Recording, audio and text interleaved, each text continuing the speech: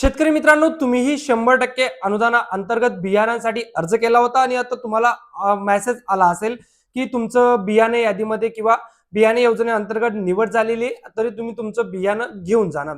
तर बऱ्याच शेतकरी मित्रांचा मला मेसेज आलेले आहेत आणि आपल्या मागच्या व्हिडिओला कमेंट देखील आलेली की सर आता पुढे आम्ही काय करायचं? आम्हाला मेसेज आलेले आहेत, आमची निवड झालेली आहे, तर आम्हाला पुढे कशा पद्धतीने प्रोसेस करावी लागणार आहे. तर त्याचीच तुम्हाला माहिती या व्हिडिओच्या माध्यमातून देणार आहे. त्यासाठी व्हिडिओ शेवटपर्यंत बघा शेतकरी मित्रांनो. शेतकरी मित्रांनो, महाडीबीटी अंतर्गत 100% अनुदानावर बियाणे जी अनुदान योजना आहे तर ती अनुदान योजना राबवण्यात येते. या अंतर्गत तुम्ही भुईमूग, सोयाबीन, त्यानंतर कडधान्य जसे की ज्वारी, बाजरी, मूग, उडीद यासाठी अर्ज केला होता आणि तुमची आता निवड झालेली तुम्हाला तुमच्या मोबाईलवर मेसेज देखील आलेला आहे.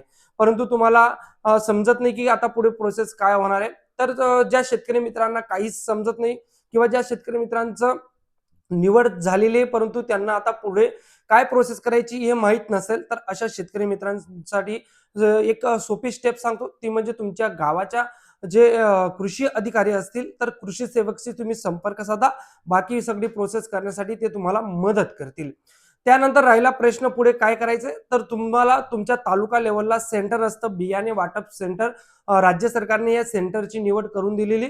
तर त्या सेंटरवर जाऊन जे डॉक्युमेंट येतात ते डॉक्युमेंट तुम्हाला घेऊन जायचे, जसे की तुमची फार्मर आयडी, 7/12 उतारा, त्यानंतर तुमचं आधार कार्ड, बँक पासबुक झेरॉक्स. तर या 4 प्रकारचे डॉक्युमेंट घेऊन तुम्ही त्या सेंटरवर जाऊ शकता आणि तुमचं नाव जरी यादीमध्ये आलं असेल, निवड यादीमध्ये तुमचं नाव आलं असेल, तर तुम्ही तिथून तुमचं बियाणे घेऊन येऊ शकता शेतकरी मित्रांनो.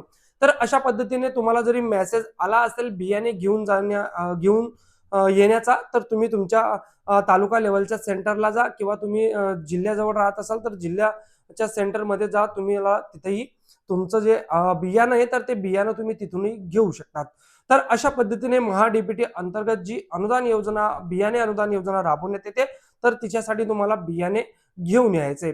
आता बऱ्याच शेतकरी मित्रांनी भुईमुगसाठी अर्ज केला आहे, कोणी सोयाबीनसाठी केलेला आहे, कोणी कडधान्यासाठी केलेला आहे.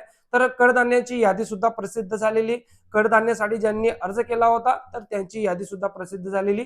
यादी कसं पाहायची, तर महाडीबीटी पोर्टलवर तुम्ही जाऊन तुमचं नाव चेक करू शकता. गावनिहाय जी यादी आहे, तुमच्या गावात कोणाला या योजनेअंतर्गत कुणाचा नंबर लागलेला आहे तेही तुम्ही पाहू शकता शेतकरी मित्रांनो. त्यामुळे महाडीबीटी पोर्टलवर तुम्हाला सगळी माहिती भेटेल. आणि राहिला प्रश्न काही तुम्हाला बियाणे संदर्भात अडचण असेल घेण्यासंदर्भात, तर बिंदास व्हिडिओच्या कमेंट बॉक्समध्ये कमेंट करा. नक्कीच रिप्लाय करण्याचा प्रयत्न करेल.